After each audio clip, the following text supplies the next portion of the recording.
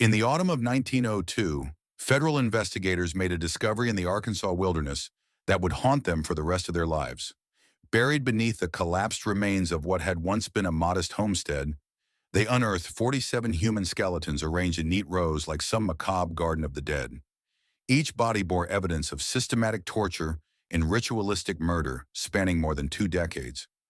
The perpetrators were a husband and wife who had operated under the guise of Christian charity, luring victims with promises of food, shelter, and salvation.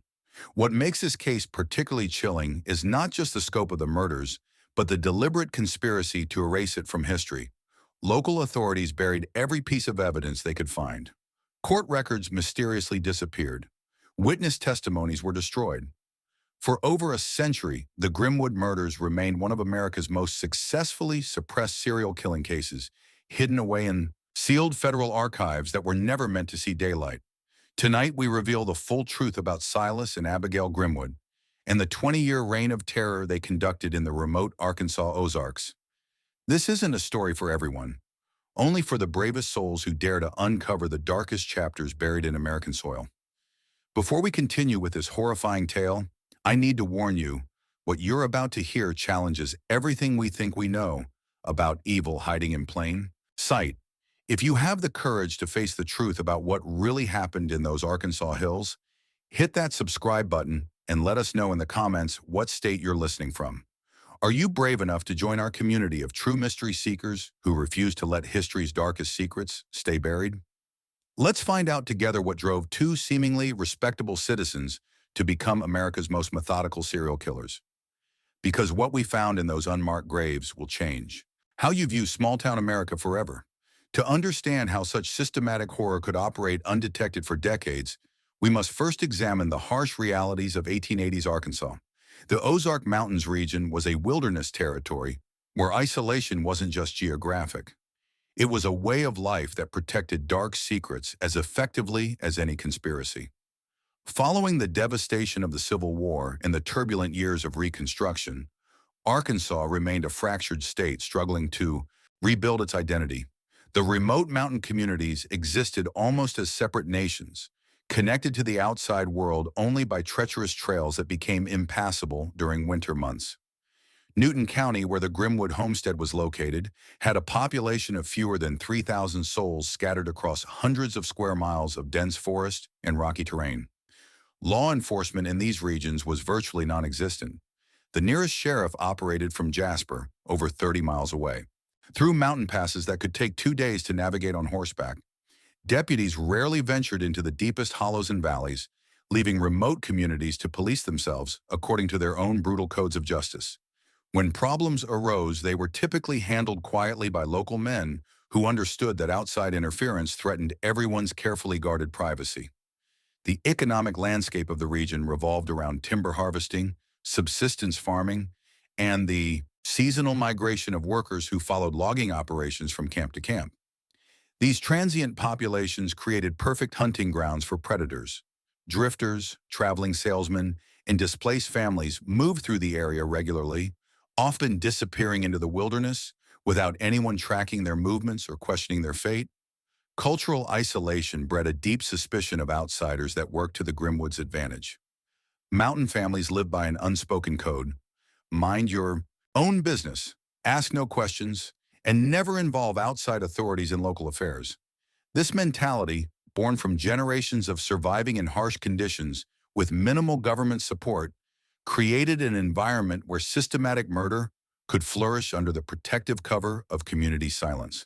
The post-war period had also created a large population of displaced individuals, former slaves seeking work, Confederate veterans unable to return home, and families devastated by economic collapse.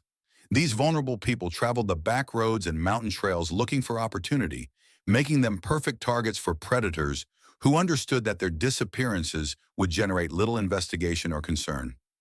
Religious fundamentalism dominated the social landscape, but it existed in countless isolated interpretations that often bore little resemblance to mainstream Christianity. Self-appointed preachers and spiritual leaders operated without oversight, creating their own theological justifications for actions that would be condemned by established churches. This religious fragmentation provided cover for extreme beliefs and practices that might shock outsiders but were accepted as normal variations within the community. Silas Grimwood arrived in Newton County in the spring of 1878, riding a tired horse and leading a wagon loaded with farming tools and household goods. At 42 years old, he possessed the weathered appearance of a man who had endured considerable hardship but retained the quiet dignity that mountain communities respected. His Confederate Army service was evident in his posture and bearing, though he rarely spoke of his war experiences except to mention that he had served under General Price in Missouri. Standing just over 6 feet tall with graying brown hair and pale blue eyes that seemed to catalog every detail of his surroundings, Silas projected an image of competent self-reliance that impressed his new neighbors.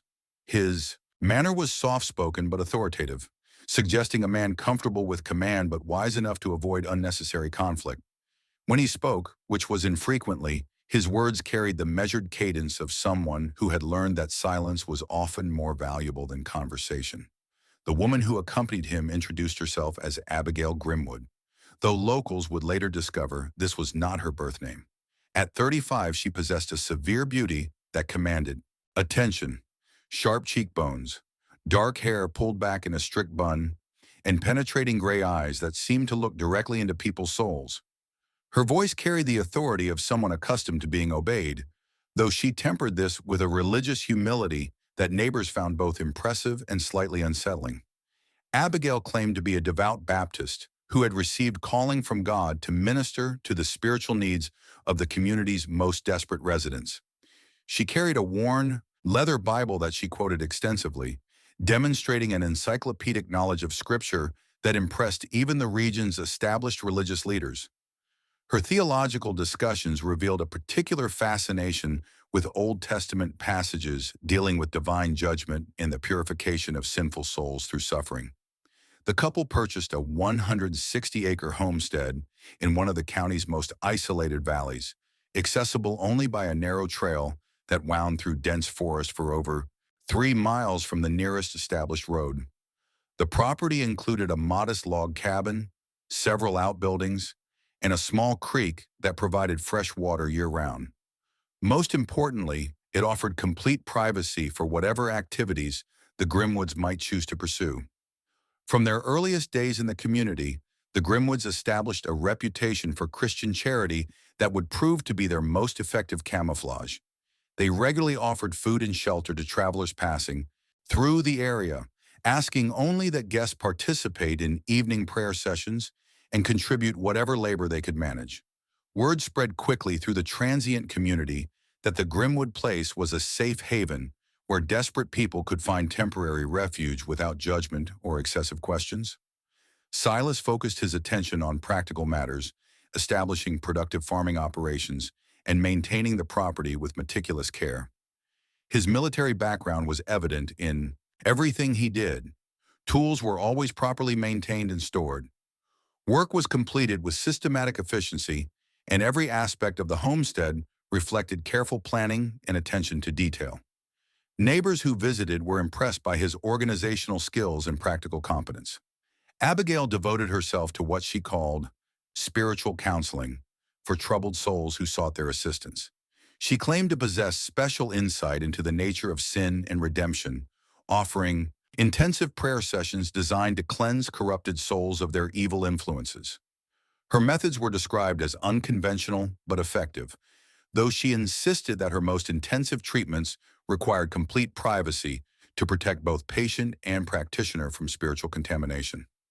What neighbors didn't realize was that the Grimwoods had spent months carefully preparing their property for purposes that had nothing to do with farming or Christian charity.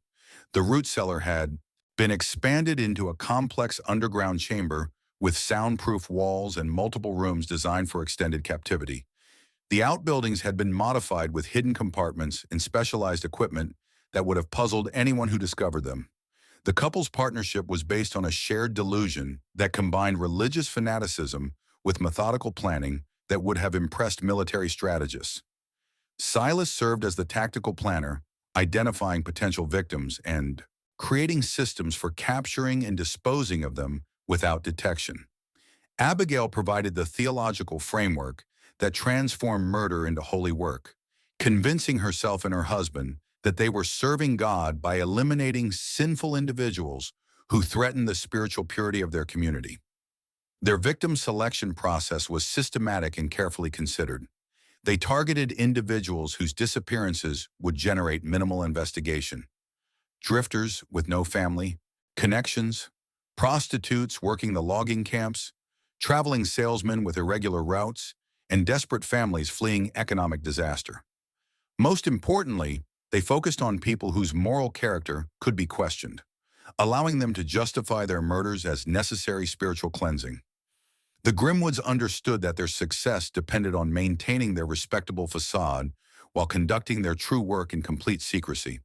They attended church irregularly, but conspicuously, making generous contributions and participating in community events just often enough to be remembered as good citizens. They were careful never to draw attention to themselves while simultaneously establishing the reputation for charity that would bring victims directly to their door. By 1880, barely 2 years after their arrival, the Grimwood homestead had become a regular stop for desperate travelers seeking assistance. What none of these visitors realized was that they were walking voluntarily into a carefully constructed trap operated by two individuals who had convinced themselves that mass murder was God's work. The first person to recognize the true nature of the Grimwood operation was Thomas Keller, an experienced trapper who had spent 15 years hunting in the Arkansas wilderness. During the winter of 1883, Keller established a temporary camp less than 2 miles from the Grimwood homestead while following a particularly valuable beaver population along the creek system that ran through their property. What initially caught Keller's attention wasn't anything he saw, but rather what he smelled. Even in the dead of winter, when most organic matter was frozen solid, there was a persistent odor of decay emanating from the direction of the Grimwood property. As someone who had spent years dealing with animal carcasses, Keller knew the difference between normal decomposition and something far more disturbing. This smell was wrong, too sweet, too persistent, and far too large in volume to be explained by normal farming activities. More troubling still were Keller's observations about the number of people who seemed to arrive at the Grimwood place but never appeared to leave.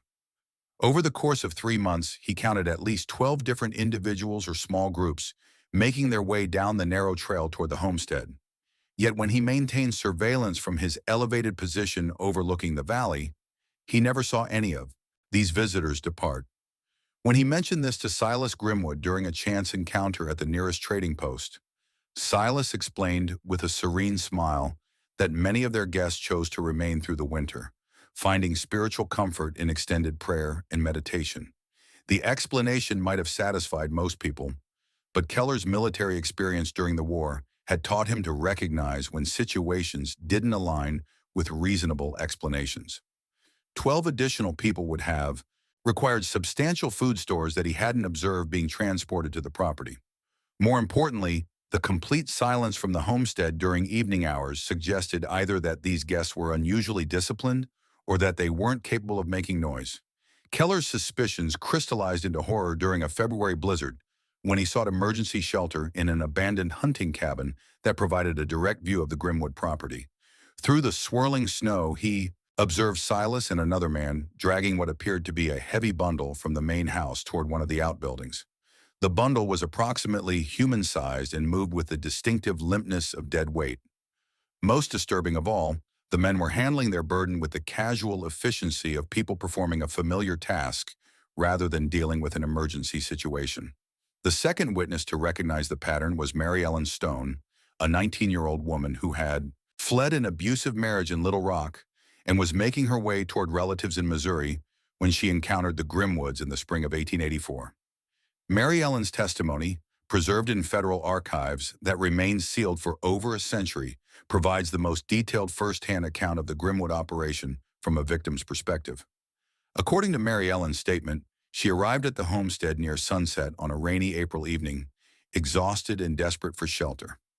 Abigail Grimwood welcomed her with apparent Christian charity, offering hot food and a warm bed in exchange for helping with household chores the following day.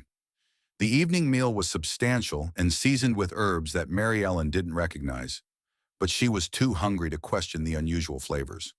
Within an hour of eating, Mary Ellen began experiencing symptoms that she initially attributed to exhaustion, dizziness, confusion, and a growing inability to coordinate her movements. When she curiously attempted to retire to the bed that had been prepared for her, she discovered that her legs would no longer support her weight. Abigail explained with motherly concern that Mary Ellen was clearly suffering from spiritual corruption that was manifesting in physical weakness, and that intensive prayer would be necessary to cleanse her soul of its evil influences. What followed was 3 days of captivity that Mary Ellen described as systematic torture disguised as religious ritual. She was confined in the underground chamber that had been excavated beneath the root cellar, a space that was larger and more sophisticated than anything a normal homestead would require. The walls were lined with religious symbols that had been carved directly into the stone, but these weren't traditional Christian imagery. They were disturbing hybrid creations that combined biblical references with symbols that seemed designed to invoke terror rather than spiritual comfort. Abigail visited Mary Ellen regularly throughout her captivity, conducting what she called spiritual examinations that involved forced consumption of various herbal preparations and extended interrogation sessions designed to document every sin Mary Ellen had ever committed. These sessions were recorded in a leather-bound journal that Abigail treated with the reverence most people reserve for sacred texts, carefully documenting each confession and noting which spiritual treatments would be necessary to achieve complete purification. The most terrifying aspect of Mary Ellen's captivity was the evidence that she wasn't the first person to experience this treatment. The underground chamber contained personal belongings from dozens of previous victims: clothing, jewelry, personal documents, and religious items that had clearly been taken from people who had never left the Grimwood property. Some of these belongings showed signs of violence, while others appeared to have been carefully preserved as trophies or memento of successful spiritual cleansings. Mary Ellen's escape occurred on her third night of captivity when a spring thunderstorm caused flooding in the underground chamber that forced the Grimwoods to relocate their operations to the main house. During the confusion of moving equipment and documents to higher ground, Mary Ellen managed to slip away from her restraints and flee into the forest. Her knowledge of wilderness survival, learned during childhood visits to her grandfather's homestead, enabled her to evade the systematic search that the Grimwoods immediately organized. When Mary Ellen reached the nearest settlement 3 days later, her appearance and behavior initially suggested mental breakdown rather than credible testimony. She was filthy, exhausted, and suffering from exposure to the elements, but more importantly, she was describing experiences that seemed too fantastic to be believable. Her claims about underground torture chambers and systematic murder, conducted by respected members of the community, struck most listeners as the product of feminine hysteria rather than factual reporting. Dr. Hermann Weber, a German immigrant who served as the region's only trained physician, became the first authority figure to take Mary Ellen's testimony seriously. Dr. Weber had received medical training in Europe that included exposure to forensic investigation techniques that were virtually unknown in frontier America. When he examined Mary Ellen, he found physical evidence that supported her claims: chemical burns consistent with forced consumption of caustic substances, ligature marks indicating extended restraint, and scarring patterns that suggested systematic abuse rather than accidental injury. More importantly, Dr. Weber had been maintaining informal records of missing persons reports throughout his medical practice, and he recognized that Mary Ellen's description of the Grimwood operation provided explanations for several unexplained disappearances that had occurred over the previous 5 years. When he compared dates and locations from his records with Mary Ellen's account of other victims' belongings, disturbing patterns began to emerge that suggested the Grimwood murders were far more extensive than anyone had imagined. If these accounts are chilling you to the bone, you're not alone. Even hardened federal investigators were horrified by what they discovered. Share this video with someone who appreciates dark historical mysteries and let us know in the comments. Do you think such systematic evil could operate undetected in today's world?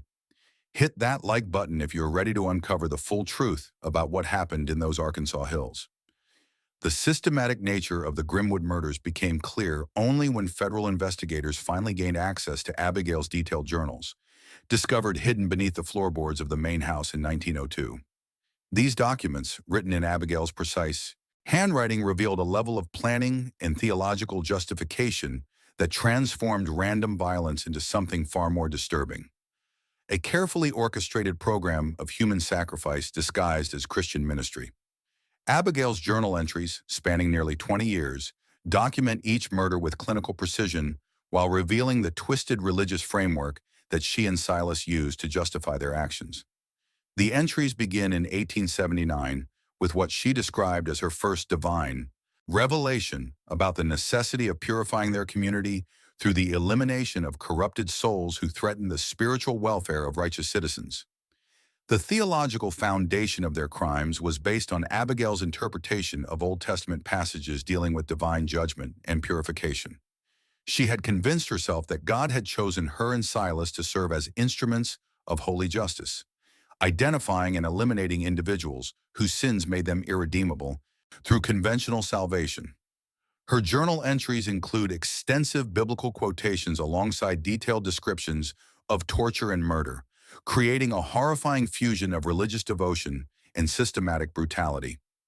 The Grimwood victim selection process followed specific criteria that Abigail had developed through what she believed was divine guidance. Primary targets included prostitutes working the logging camps, gamblers and drunkards traveling between settlements, unmarried mothers seeking assistance, and any individuals whose behavior violated traditional moral standards. Secondary targets were people whose disappearances would generate minimal investigation, drifters with no family connections, traveling salesmen with irregular routes, and desperate families fleeing economic disasters. Each potential victim underwent careful evaluation before the Grimwoods committed to their capture.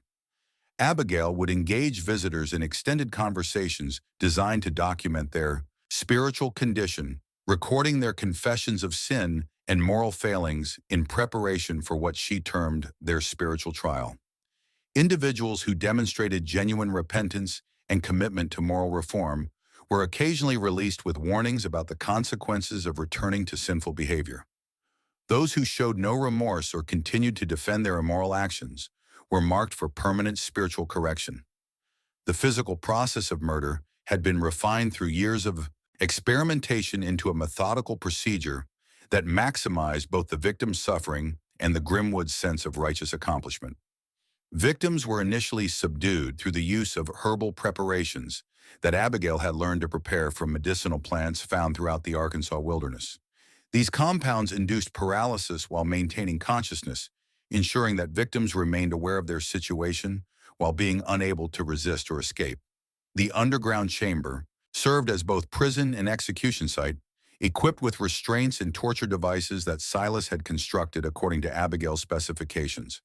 The walls were covered with religious symbols and biblical quotations that were intended to remind victims of their spiritual corruption while providing theological justification for their treatment.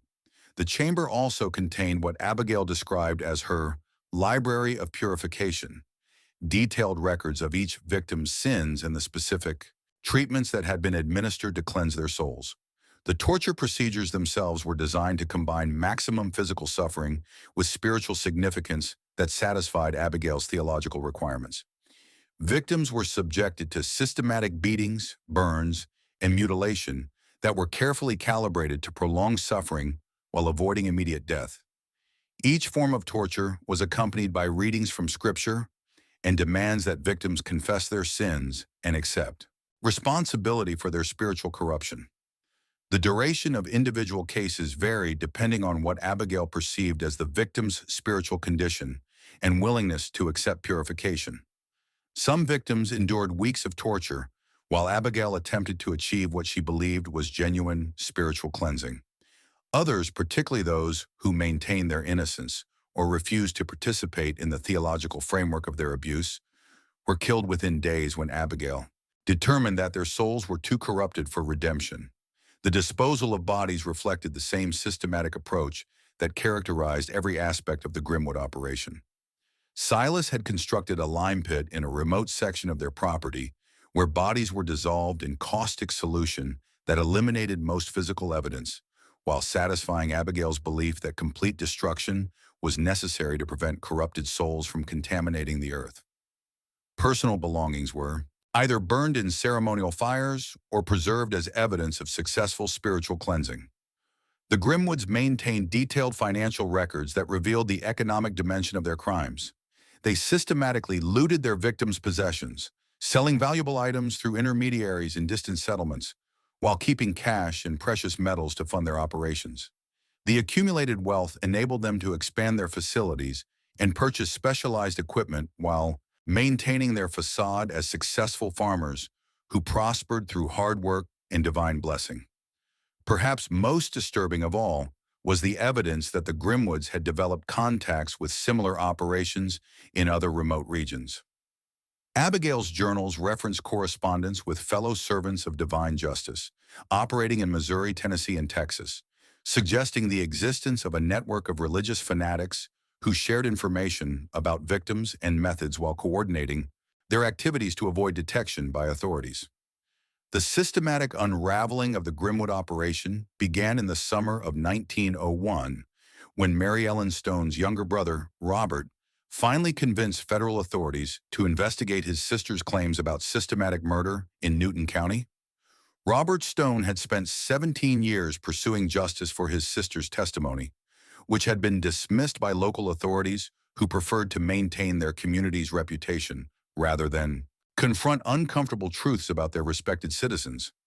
Robert's persistence finally paid off when he contacted U.S. Marshal James Crawford, a veteran federal investigator who specialized in crimes committed in remote territories where local law enforcement was either corrupted or incompetent. Marshal Crawford had built his reputation on exposing systematic criminal operations that local authorities were unwilling or unable to address, and he recognized that Mary Ellen Stone's detailed testimony contained elements that suggested genuine criminal activity rather than feminine hysteria. The initial federal investigation faced immediate resistance from Newton County Sheriff William Dockery, who had served in that position for over 15 years and had developed a comfortable arrangement with local residents that prioritized community stability over strict law enforcement. Sheriff Dockery insisted that Mary Ellen Stone was a known prostitute and drunkard whose testimony couldn't be trusted, and that the Grimwood family were model citizens who had contributed significantly to the community's welfare through their Christian charity.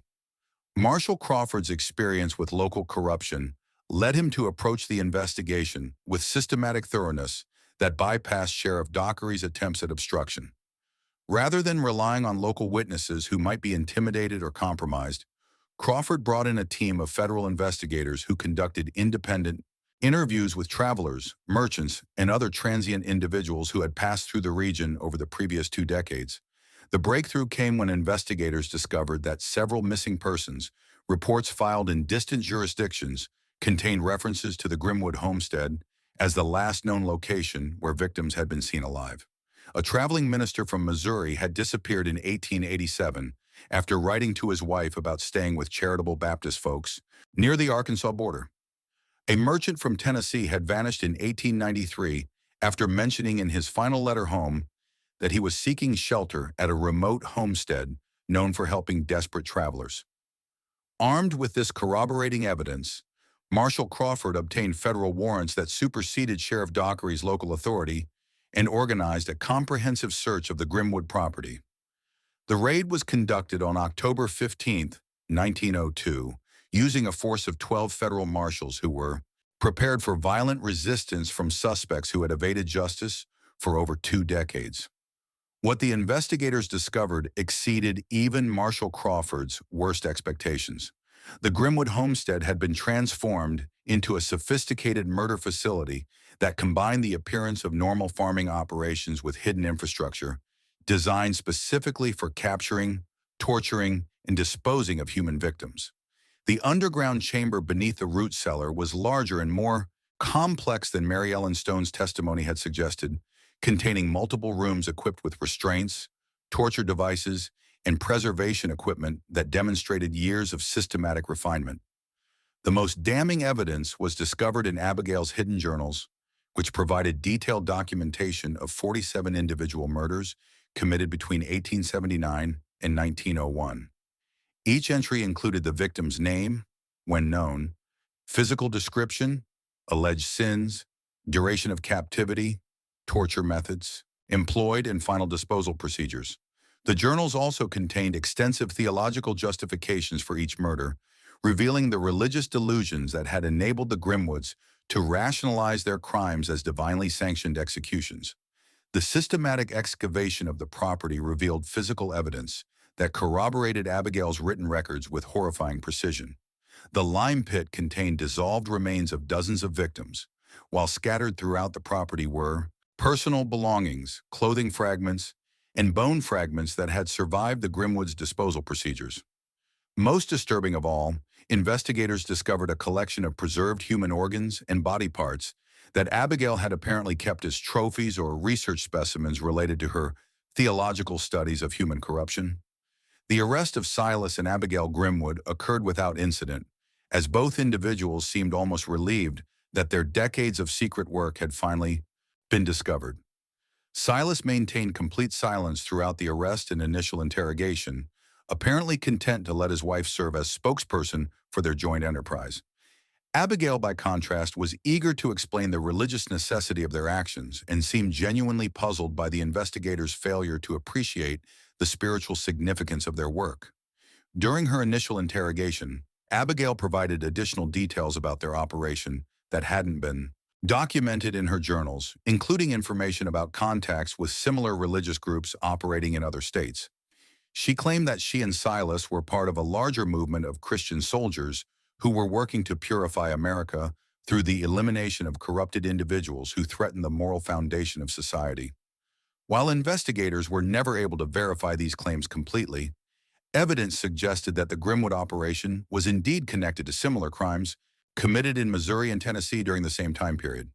The community reaction to these revelations was a mixture of shock, denial, and desperate attempts to distance themselves from any association with the crimes. Many residents claimed they had always suspected something was wrong at the Grimwood place, though none had ever reported their suspicions to authorities. Others insisted that the federal investigators were exaggerating the evidence as a part of a broader conspiracy to discredit the moral character of Arkansas communities. Sheriff Dockery's attempts to suppress the investigation intensified after the arrests, as he realized that the exposure of his negligence would destroy his political career and possibly result in criminal charges for obstruction of justice. He organized a campaign of intimidation against potential witnesses and attempted to have the evidence transferred to local custody where it could be more easily controlled or destroyed. However, Marshall Crawford's experience with local corruption had prepared him for such tactics, and federal authority ultimately prevailed over Sheriff Dockery's desperate attempts at damage control. The trial of Silas and Abigail Grimwood began in Little Rock Federal Court on March 18, 1903, drawing national attention that Arkansas officials desperately wanted to avoid. The evidence was overwhelming. 47 documented murders supported by detailed journals, physical evidence, and multiple witness testimonies.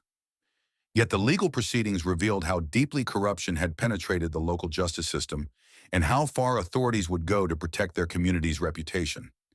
Sheriff Dockery and his allies launched a systematic campaign to discredit the federal investigation, claiming that outside agitators were exaggerating isolated incidents to make Arkansas appear uncivilized and dangerous.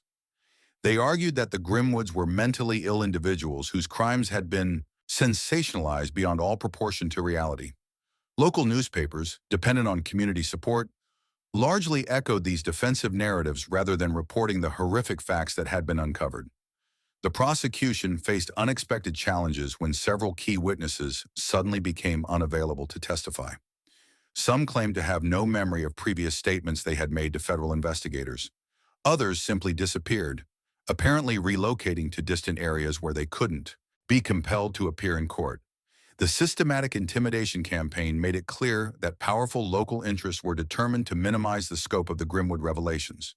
Despite these obstacles, the physical evidence was too substantial to ignore or explain away. Abigail's journals alone provided documentation of crimes that exceeded the death penalty requirements in multiple jurisdictions. The preserved human remains and torture devices discovered on the property offered undeniable proof of systematic murder conducted over more than 2 decades. Silas Grimwood maintained complete silence throughout the trial, refusing to speak even when directly addressed by the judge. His apparent mental breakdown suggested that the exposure of their crimes had shattered whatever psychological framework had enabled him to participate in systematic murder for so many years. Medical experts who examined him concluded that he was competent to stand trial, but had retreated into a catatonic state that might be permanent. Abigail, by contrast, used the trial as an opportunity to preach about the religious necessity of their actions. Her testimony revealed the depth of her delusions and provided disturbing insights into how normal individuals could rationalize mass murder through twisted theological interpretation. She showed no remorse for her victims, instead expressing frustration that the court system couldn't appreciate the spiritual significance of their purification. Work. The jury deliberated for less than 3 hours before returning guilty verdicts on all counts. Silas received the death penalty and was executed by hanging on November 12, 1903. Abigail was sentenced to life imprisonment, partly because prevailing legal standards made it difficult to execute women, and partly because authorities hoped her continued testimony might help solve other missing persons cases throughout the region. However, the community's desire to forget the Grimwood horrors led to a systematic campaign to suppress all evidence of the crimes. Court records were sealed and later mysteriously destroyed in a courthouse fire that many suspected was deliberately set. The Grimwood property was purchased by a consortium of local businessmen who immediately demolished all structures and filled in the underground chambers, eliminating physical evidence of what had occurred there.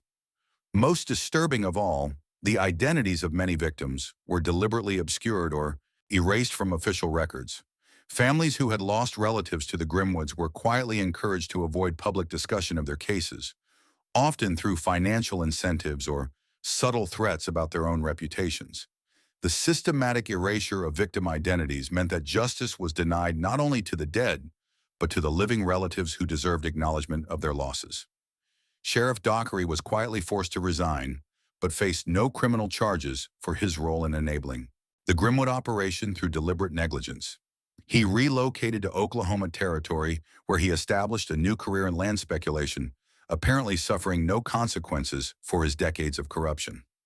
Other local officials who had ignored warnings about the Grimwoods similarly escaped accountability through the community's collective decision to treat the entire affair as an unfortunate aberration that was best forgotten. The Grimwood case remained buried in sealed federal archives for nearly a century, emerging only in 1987 when historian Dr. Margaret Wells discovered references to the investigation while researching post-Reconstruction law enforcement in Arkansas.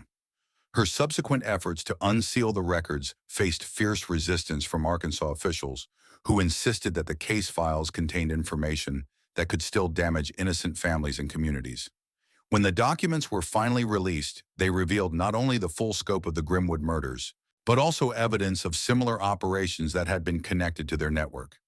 Investigation into these connections was never pursued, leaving open the possibility that other systematic murder operations had operated successfully throughout American history, protected by the same combination of isolation, corruption, and community silence that had enabled the Grimwoods.